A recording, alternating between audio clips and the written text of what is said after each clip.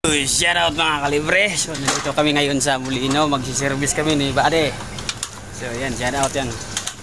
So napakalayo pa lang outdoor nito. Iikot kami ng mga 10 minutes bago kami makarating dito sa likod. So ngayon aakyat kami dito sa bubong. So inaayos na ni Bade yung ladder. Floor mounted to ng kulin, no? F1 saka ito ang problema. So check natin. So, ano to siya? Hospital, no? Doc Aid dito sa Molino.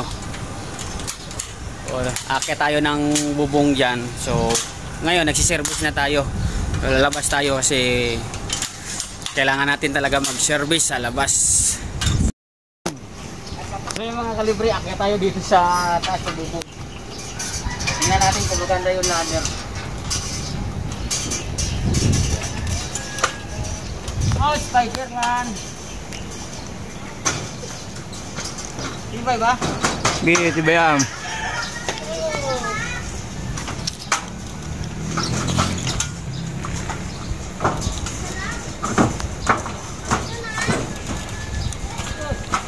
Yan yung unit na gagawin namin, no? Floor mounted yan, 3TR. May mga exhaust, oh.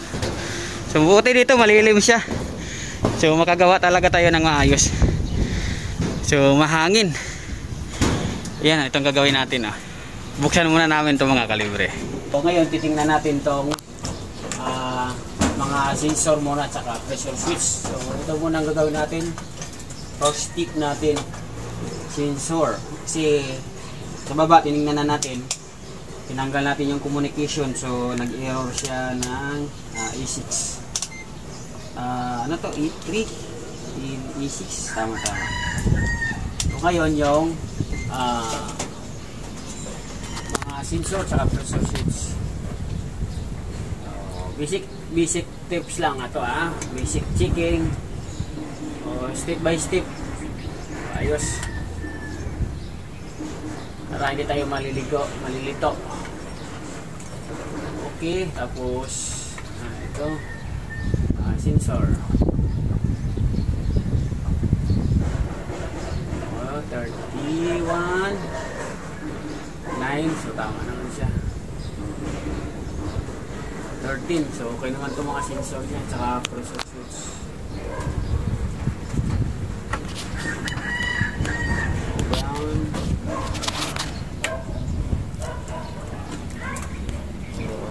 Tanggalin muna natin yung pressure switch, tapos ipapaon natin para ma-absorb natin. Bro! Woo! Paon! Ito mga kalibre. So gumana na yung fan motor outdoor. So tingnan natin kung gagana yung compressor. So hindi pa gumagana ang compressor, fan motor lang muna yung gumagana. Yun, medyo gumagana na yung ano niya, yung fan motor, compressor. Ayan, nagmo-moist. Observe tayo nito ng mga kalahating oras. Hindi pa gumagana ang compressor. Hindi pa kong ibitigin. Hindi pa kong ibitigin. Oo. Yan, tumunog na. Tumunog na yung compressor mga kalibre. Yan, sa gusto magpa-service dyan, tawagan nyo na lang kami. It's your technician in your way. Kahit saan, basta makaya ng motor, puntahan namin yan. Ayan, observe na lang kami. Okay na mga kalibre, matagal na yung observe namin, nasa 20 minutes na.